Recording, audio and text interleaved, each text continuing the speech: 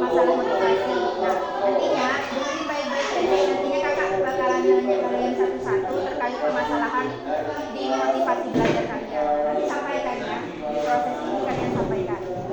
Kedua yaitu kurangnya dorongan atau dukungan. Nah, motivasi belajar kalian rendah itu juga disebabkan karena kurangnya dorongan dari lingkungan sekitar. Misal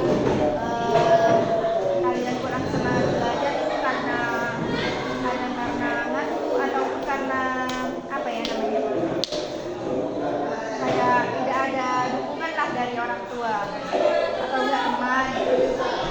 Terus selanjutnya ada tuntutan. Nah, motivasi belajar rendah juga disebabkan oleh tuntutan yang terlalu tinggi dan juga rendah. Tuntutan yang terlalu tinggi di sini maksudnya kalian itu misalnya dituntut sama orang tua kalian gitu ya. Terus kalian itu sampai putus asa gitu, takutnya nggak sesuai sama keinginan orang tua, itu juga termasuk masalah motivasi. Jadi itu ada lingkungan pembelajaran yang tidak kondusif. Nah, lingkungan pembelajaran di sini kayak misal teman kalian di sekolah. Nah, teman kalian di sekolah misalnya ngeselin gitu ya. Nah, hal itu juga termasuk masalah motivasi. Pernah ngerasain nggak? Pernah. Nah, ya, pengalaman negatif sebelumnya. Mungkin sebelum kalian masuk MTS, kalian pernah mengalami pengalaman buruk atau seenggaknya kayak seperti misalnya kalian punya ada ujian terus nilainya rendah terus diejek sama temannya, itu juga menyebabkan motivasi belajar rendah. Sejauh ini ada pertanyaan terkait motivasi? Ya. Karena pembahasannya tidak selesai, seperti yang kakak sampaikan tadi bahwa bimbingan kelompok itu adalah penyelesaian permasalahan terkait suatu permasalahan tertentu dengan memanfaatkan dinamika kelompok. Ya. Jadi sekarang kakak minta kalian menyampaikan permasalahan kalian terkait motivasi belajar satu-satu ya. Kan tadi sudah dijelaskan permasalahan motivasi belajar itu apa saja. Yang kalian satu-satu sampaikan permasalahan kalian di motivasi belajar. Semisal saya kan kurang suka pelajaran ini karena ini. Dan mulai dari mana? Dari jawab. Ada yang aktif.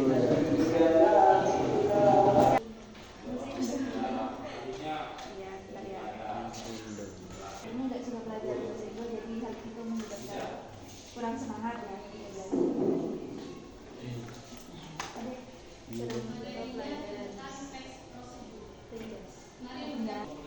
Ini hampir sama ya permasalahannya, kurang suka di pelajaran tertentu gitu ya. Kalau ada siapa namanya Kak? Alif ya? Tidak terlalu suka sama pelajaran bahasa Inggris.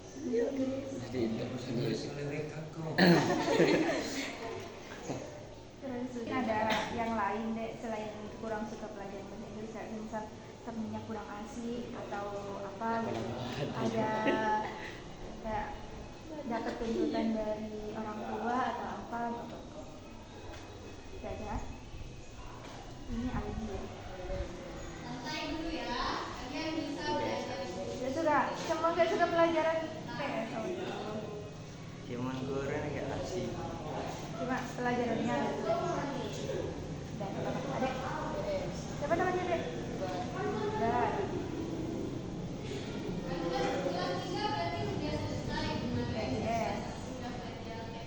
IPS juga.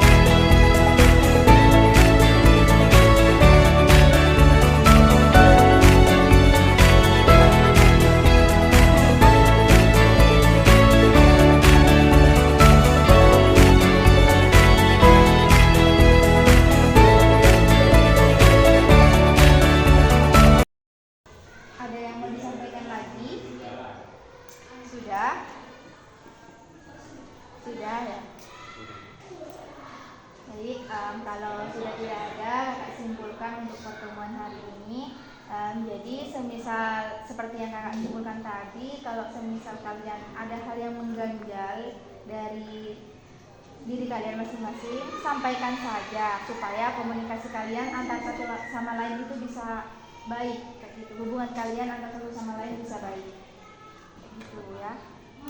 Kalau semisal ada hal lain, nantinya bisa kita ketemu di pertemuan selanjutnya ya. Sudah? Ada yang mau disampaikan? Kepalan. Sudah paham terkait permasalahan kalian? Sudah bisa mengatasi sendiri? Bisa, bisa. Kalau semisal nanti ada pelajaran IPS terus disuruh nulis lagi gimana? Jangan pulang. Bilang aja sama gurunya, Pak. Bilang secara baik-baik, Pak atau Ibu. Kalau bukan dengerin deh, bukan kita mau ngatur gitu ya. Maksudnya kalau semisal tulis terlalu banyak itu minta disampaikan saja kayak gitu. Biar tadi kita bisa. Tapi sebenarnya nulis banyak itu juga bermanfaat bagi kalian deh. Ya mungkin sekarang kalian merasa capek karena sering nulis kan. Kakak juga dulu kayak gitu, nulis kalau pelajaran IPS, pelajaran IPS itu nulis sampai penjelasannya itu kemana-mana kadang sama kakak. Tapi apa yang kakak dapat dulu itu bermanfaat banget, bermanfaat sekali sampai hari ini, sampai kakak bisa kayak ini, bisa berada di hadapan kalian. Kenapa? Ada apa? Kenapa?